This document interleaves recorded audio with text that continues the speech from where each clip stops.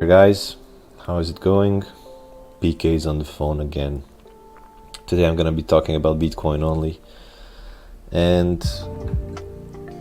to go straight to it, I'm gonna talk about bullish scenario first, and then the bear, because the bear is always there. For the moment, none of these moves are telling me that we're having, for example, some sort of a 1, 2, 3, 4, 5 completed impulse. I would rather say that we're having a case of a 1, 2, a 1, 2, and a 1, 2. A reason why I placed the leading diagonal that is contracting here is because we could also call it a diag, simply because the wave 1 is bigger than the wave 3 and the supposed wave 3 and supposed wave 5, and the wave 2 is larger than the wave 4. Why I don't think it's a leading diagonal contracting is because the shape of the whole thing doesn't look like a contracting diag. It looks more like an expanding one, but it doesn't apply to rules with the subwaves, so we're gonna neglect this for the moment. So if we're having a 1, 2, a 1, 2, and a 1, 2, then the uber bullish case would be that we need to complete first the wave 3 of this wave, then the wave 3 of that wave, and the wave 3 of this wave. So complete that, and then have another wave 4, and then another wave 5, and another wave 4, and 5.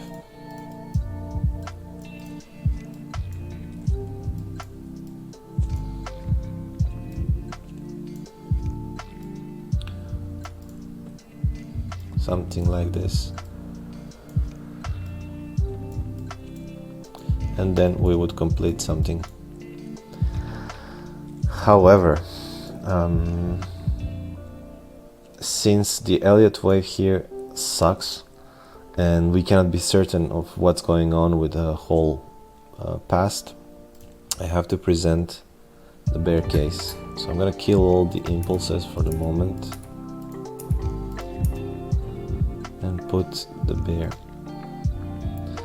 So the bear says that if we had an ABC here, oh god, okay,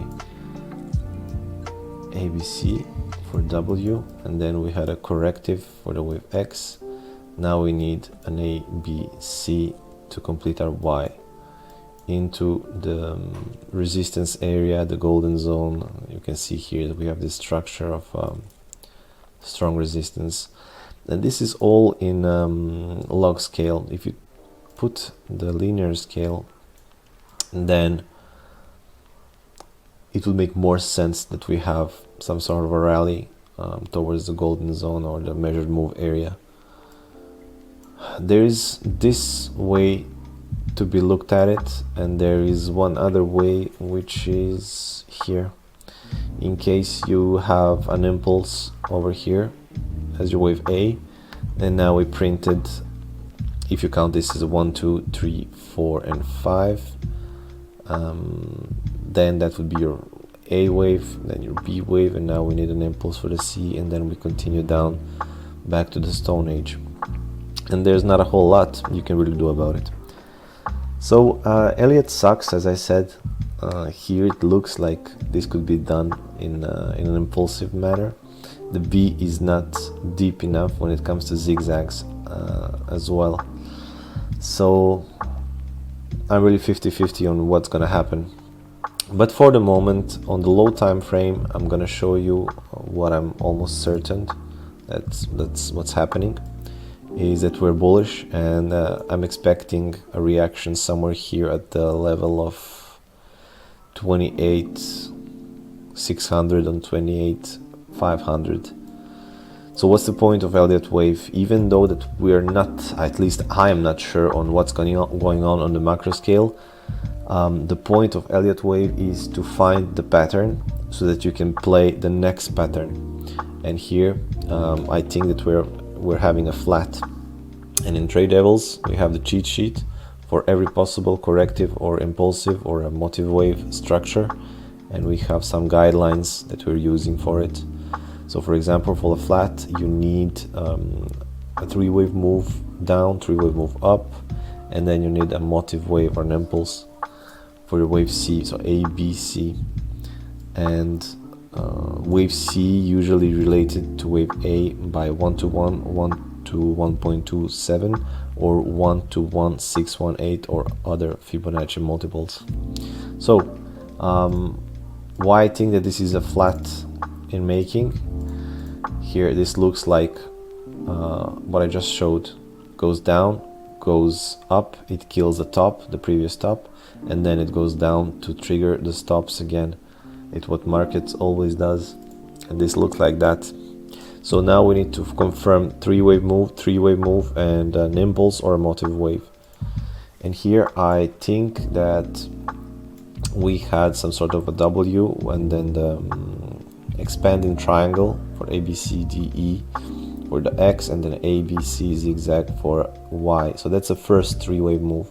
The second one would be this, simply move up, sideways, disaster and noise, and then that would be wave B, and then the wave C. So 1, 2, 3, that's a zigzag for me. And if you want to go into this, I had to do some gymnastics here. I don't like the size of the B here, so I did a flat as your W, and then the zigzag for your X, and then A, B, C, D, E as your ending component for the double combo for your Y, and then impulsive for the C. And now, since this doesn't look like impulse, I have to fit, or at least I think that what's coming is an ending diagonal, like I thought here as well earlier, and it looks like one in the end. So for the moment, impulsive 1, 2, 1, 2, 3, 4, 5, 4, 5 for your A, some sort of a sideways for the B and the C. So let's just say that practically this was the move, this, and that three-wave for me. Then we need our wave 2 to be a zigzag, so leading diagonal into a W, X, and then another zigzag here would be Y. So that's your A, and then the wave B would be a double zigzag. And now I'm thinking we might be making an impulsive structure to complete our wave 2. So wave 2 needs to enter the territory of wave 1 for sure, and it does. It's not a flat, so it's okay, still complies to the rules of ending diagonal. And then we need the wave 3 to be shorter than the wave 1, just as well as the potential wave 4 needs to be shorter than the wave 2 in price value. So when it comes to ending diagonals, when they end, they don't tend to be clean as I drew it here with an ABC structure here, ABC up and then ABC down in the end. Some shit like that can happen, you know, something ugly, and then it's just gonna rocket up, hopefully. I marked some structure here where price stopped for the moment, and then it found support, and then after this support everything went up, and then we had these shenanigans of a corrective structure. So when they say that the wave C is 1 to 1.618, well, we can see here that I labeled that this is the area of a wave C to enter this 1.618, which is actually working nicely with this SMC, you know. So when you do your price projection to your wave A, to the B, there you go, with 1.618 it falls there, and then 175 here, where we can expect things to pivot, and then perhaps we can long from here, and then we go up and away. No matter if it's bearish or bullish, at the end of the day, for the moment, this is the play, and I see the flat, and this is where I want it to stop, and I don't want it to go further to 2618. That would be a suck-ass scenario, sorry for my French. Alright, have a good day guys, thank you.